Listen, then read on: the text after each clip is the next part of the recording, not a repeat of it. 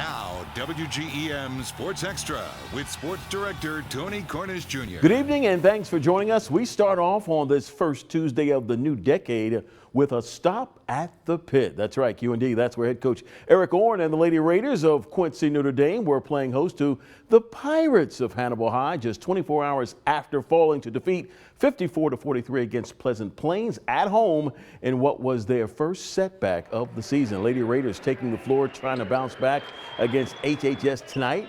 First quarter action, quick start for QD. McKenna Little spots Sydney Hummert down low for a quick deuce. Raiders on the board first in this one. QD now on defense. Freshman Abby Schreck knocks the ball away, comes up with a steal. Number 3 driving to the hoop for an uncontested layup. QD up for a zip. Abby finished with 21. Hannibal trying to fight back here. Kaylee Falconer drives to the rack. She goes up strong, gets the rock to drop. Lady Pirates down 1. Still in the first quarter, QD senior Maddie Peters going to find Sydney Hummert down low once again for the easy 2. Pirates trail by 5 at that point. Raiders head coach Eric Orn wants to see more points. More from Sid coming up. Number 12 collects the offensive rebound and gets the put back for 2. Yeah, QD up 7. Hummert having a big night. Katie Ray with the lob pass inside to Hummert. She collects it, gets the hoop and the foul. Good ball movement from QD here. McKenna Little finds Hummert one more time down low for another deuce. Lady Raiders up by double digits. You get the picture here. City, by the way, finished with 20 points. Your final after 4. Lady Raiders of QD rolled to a 59-37 victory over the Lady Pirates of Hannibal. QD now 12-1 on the season. Not too bad. Meanwhile, in boys action in Mendon tonight, the Mustangs of Unity return to action on their home court against the Eagles from Liberty High. Liberty head coach Greg Altmix focused in on finding a way to beat UHS on the road this evening.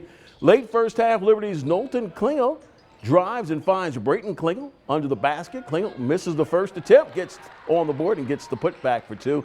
Liberty up double digits to that point. Time running out in the first half. Knowlton Klingel keeps the ball, drives down the left side of the lane and gets the left-hand floater to fall. Eagles up 54-14 at the half. Unity head coach Keith Carruthers ready for the second half to get underway. Third quarter, Liberty's Landon Obert double team, but gets the pretty pass to go to Logan Robbins, who lays it in for 2. Liberty still up double digits. More from the Eagles. This time it's Robbins in the middle of the lane, gets the turnaround Jay to fall.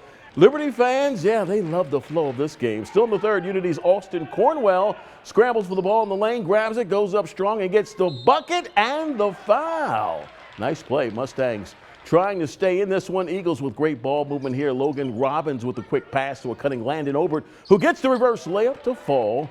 Your final after 4 in this one at Unity High School this evening. Mustangs falling at home against Liberty High 67-30. Liberty is now 12-4 on the season. The 47th annual Highland Boys and Girls Varsity Basketball Tournament, of course, resumed tonight in the Show Me State with the young men now in the spotlight. WGM's David Sugarman standing by with all the highlights. Take it away, Dave. Thanks, Tony. The ladies had the day off. That set the stage for Palmyra and Canton to hit the hardwood on this Tuesday. That's where we start. Cody Ash and Ryan Wood conversing before this one got going. And once the action got going, Aaron Stamper had something to say. 3-ball corner pocket. Both teams were hot early from behind the arc, but it was Stamper. He's going to stay in the spotlight. Gets it in transition from Zane Myers. Drops another one. 8-0 Palmyra before you could even settle into your seat. In need of points, Dalton Bearhorse has the answer. 3 of his 29 on the day. 3 more here from the wing.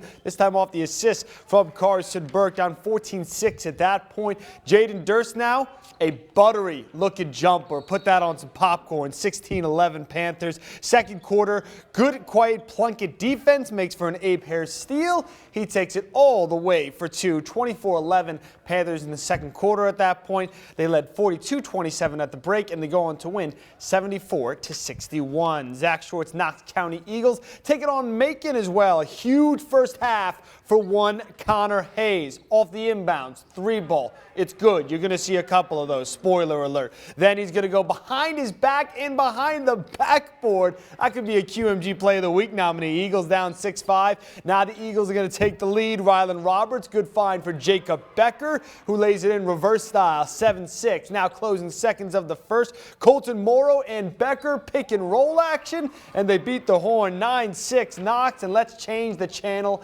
back to the Connor Hayes show. 3-ball from the other corner, and then well, one more time, this time off the steal. Morrow finds Hayes, signed, sealed, and delivered this bucket. Eagles lead 15-8. Hayes had 14 of Knox's 18 in the first half.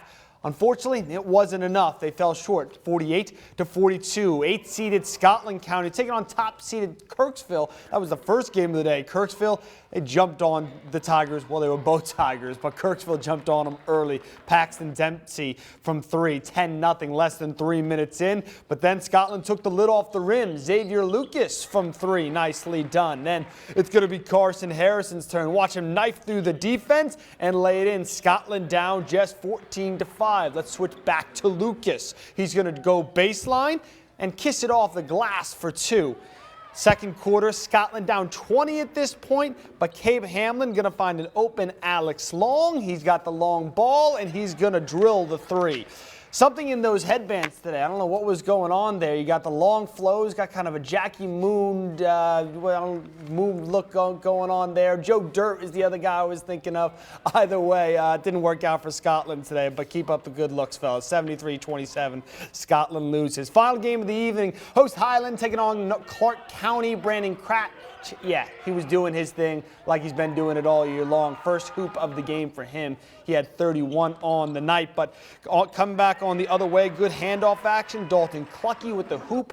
Clark down, Highland down 6-2 rather than Cratch. He shot that all the way from Cahokia. 9-2 Indians. Like I said, he finished with a cool 31. Indians get the job done tonight, 69-45. Couple other scores for you.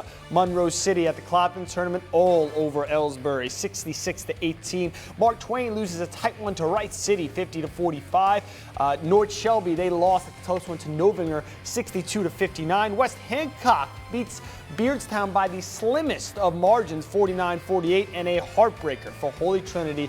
They lose to Cardinal in overtime, 63-61. Tony, the action picks up again tomorrow at Highland with the girls returning to the hardwood. That action will start with Knox County and Kirksville at 4:30. Back to you. Great action on the prep hardwood at Highland High once again this year. Great tournament going on. Thanks a lot, David. Tremendous action underway out in Lewis County. We want to say congratulations to all the organizers who make it look so easy and get that tournament rolling. More scores to check in on now. Let's bring you up to date on what's going on in Southeast Iowa on the girls prep hardwood. Holy Trinity Catholic beat Cardinal 47-18. Lady Hawks of Central Lee beat Danville 53-24. Maya Merschman pumped in 28 points. CLHS now 7-4 in the season. Other girls action in Illinois. Liberty High, Central Southeastern falling to defeat 45-35. Kenzie Wagner 12 points in the victory. Liberty now 11-5. In Mizzou on the ladies hardwood, Marion County beat Madison 47-36. Delaney Strauss had 24 points for the winners in that contest. Marion County boys, meanwhile, losing 40-33 against Madison. In Illinois boys action again, Brown County gets by Greenfield Northwest 67-55. Tate Fullerton finished with 22 points for the Hornets in that contest. West Central, keep an eye out for the Cougars. They get by Pleasant Hill 105-14. West Central now 14-0 on the season. Gamecocks 21 points in the win. Pleasant Plains gets by Pittsfield at home 54-33 is that final. Meanwhile, in the college ranks, the Lady Blazers of John Wood winning on the road against Sauk Valley 53-42 is that final.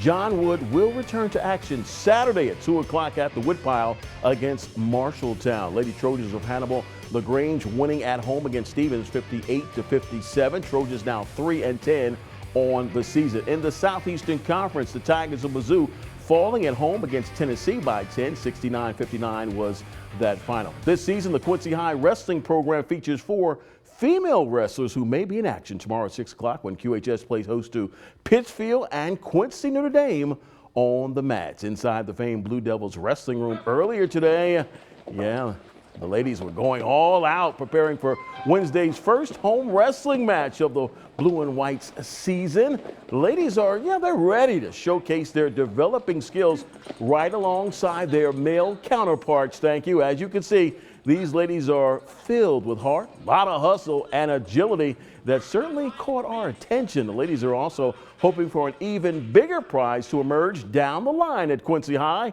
in the months and perhaps years ahead. Coach is talking about how we're going to have a girls team, and I want to see that happen. I know they do too. I mean, we've all worked really hard, and yeah. Working hard, working hard. Can't wait to see the ladies tomorrow. Go out and support them if you can. Also at Quincy High today, the Blue Devils athletic department announced that Hanlon Valkamp will take over as the new head coach of the girls golf program. Now, Valkamp will take over the reins from Lindsey Berry, who resigned from the top post after 6 years at QHS. Coach Valkamp has served as the Blue Devils assistant golf coach for the past 4 years. Valkamp's promotion is pending per QPS school board approval. Meanwhile, the Big Ten basketball ranks Iowa's Luka Garza, was one of 30 players named to the Lute Olson Award midseason watch list earlier today. 6'11" junior center is the only player in the country averaging better than 20 points and 10 rebounds a game. Garza leads the Big Ten in scoring with an average over 22 points a game. He's second in rebounding, averaging just over 10 per game. Garza has 8 double-doubles on the season as well. The Olson Award presented annual to the nation's top Division I player. That's going to wrap things up for us here on this edition of Sports Extra. Thanks for stopping by. We'll see you next time. Don't you forget to join us tomorrow at 6.